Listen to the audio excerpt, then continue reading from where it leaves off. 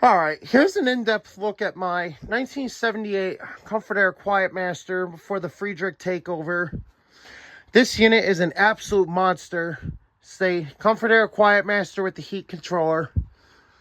This unit is the largest of all in my collection. So you can see here we got the 1965 Fetters Willer Wheel, which is down for its inspection right now. So the Fetters is out of service while it's getting inspected, you know, making sure everything's okay, make sure it's working well. The GE Super Thrust will be getting inspected this fall. We did do an initial first inspection on it before we fired it up, and this thing works really well. It was cleaned out. Fan motor has been oiled, so it spins very freely now. Comfort-Aire itself, it's a marvel of engineering.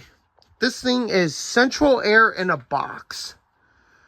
And if you guys don't believe me, here's the info tag right there. This one is a 29,000 BTUs, so we practically have 2.5 tons of cooling power. 28,500 for, you know, if you put it on 208 volts. 18.5 amps or 19 amps, like I said, depending on what you have it set for, whether you have it for 208, you know, set it for 230. I have it on 230, so that's just standard. 41 ounces of R22 refrigerant. Classic R22, one of the best. Serial number 2780-620-6248. There you go. You got your 208, 230 volts right there. Yep, 29,000 BT. And it looks like they have a. Looks like they even have a one for heating, for heat BTUs if it's a model equipped with heat. Looks like we got. Can't tell what the EER is on this thing. And it looks like here, looks like it might be lit. Looks like it uses 40 some hundred watts. So this thing is power hungry. But for how much cooling power it has, can't go wrong with that. This thing's just pure muscle. Here's a look at the compressor.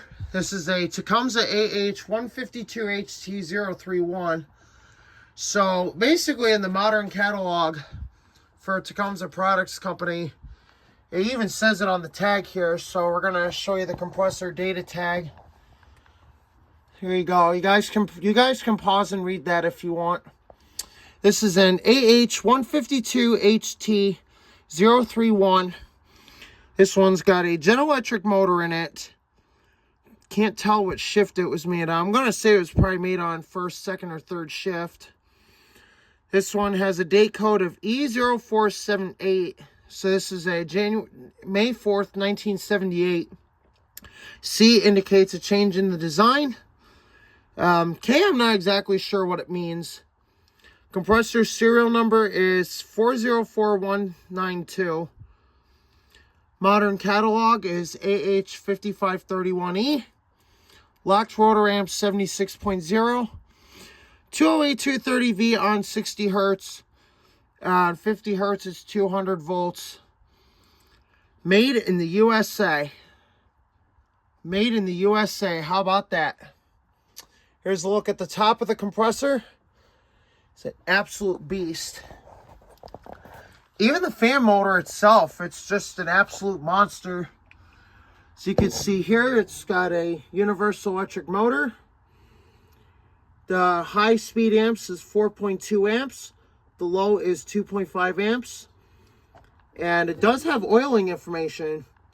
It says to oil the motor every 12 months. And also requires a 400 volt, 7.5 microfarads capacitor. The original run cap is right there, but we are going to pull it out for inspection to ensure it's still operational. And if it's still operational, we will give the fan a test.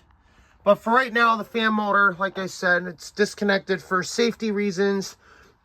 as we do not want to have a motor blowout on the first test. The compressor itself works just fine.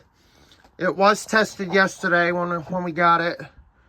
I did do quite a few test runs with it, you know, for like 15 to 20 seconds each run. And this thing just gets down to business. So I'm going to set you guys down for a minute. I'm going to go turn on the breaker. And I'm going to fire up the compressor so you can hear it.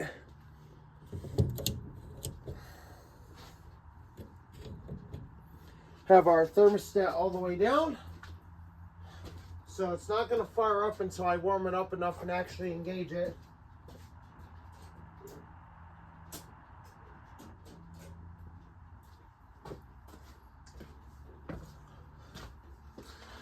So we now got power to the machine. I'm going to go ahead and warm the thermostat up a little bit here. And I'm going to engage the compressor for you so you can hear it. This thing sounds absolutely incredible. This is probably one of the meanest sounding reciprocating compressors I've ever heard, besides the Copeland CRK3 and the 1995 Weather King. So without further ado, here we go. I'm going to give you a 15-second run. Oh. All right, does not want to engage here. To get a little extra warmth here.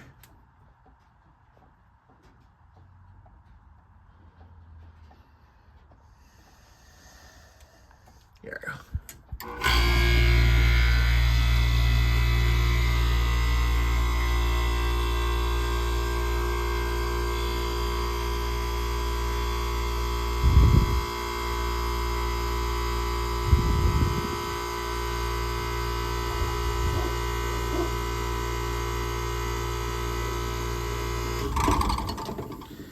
There's the compressor run for you. Evaporator is cold all the way through. This thing still has a full charge of R22. Now, unfortunately, we did have a slight accident when we were moving it. The drain pan was so rotted on this side that it practically gave way underneath. But fortunately, there are no refrigerant leaks. This was leak tested after the accident, so the refrigeration system itself is still at 100% capacity. As you can see here, we even got tiny little droplets on the suction line already. Suction line is very cold. Discharge is nice and hot. So the compressor itself is working perfectly. Now, unfortunately, the coil is a bit blocked up, so we are going to have to clean the condenser. The whole thing's going to need to get cleaned.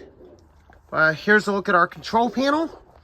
As you can see, we got the vent where you can open and close it at different settings. Power control, you have high-low fan, high-low cool. Thermostat, it goes all the way up to 8 on the line dial. Now, I did have to jerry-rig a temporary setup to it. I did not realize it was 30 amp. So right now we got it on 20 amp just for testing purposes. When the restoration procedure occurs, we are going to upgrade it back to 30 amps. Going to put a whole new power cord on there, and it's gonna install it. Either we're gonna put a new power cord on, or we're just gonna hardwire it right to the breaker. Have not decided what we're doing yet. So here you guys can see the metering device. These big units do have them, which I think is absolutely wonderful. These are just monster machines. Look at that. We got 4 capillary tubes right there. And you see we already got some sweat on the suction line.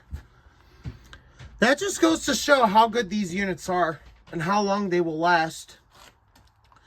We got a nice all sheet metal construction here, which is one of my favorite things about these older units. Is they either have super good quality plastic like the GE Super Thrust, which makes them lighter, or they also have this nice heavy sheet metal construction. Here's another look at the fan motor info. If you guys want, you can pause and read that. Totally up to you. Look at that. Look at the deep pitch on those fan blades. This thing really means business here. The fact that the compressor built head pressure instantly without issue. Suction line was already cold going back. And even on the compressor itself, like this part here, you know, all throughout the top of it, it was all nice and cold. There's our discharge right there. Goes right up to the 4-row condenser. And yes, this thing is a monster machine. So yeah, inspection is... So yeah, the inspection itself is going to be taking place soon.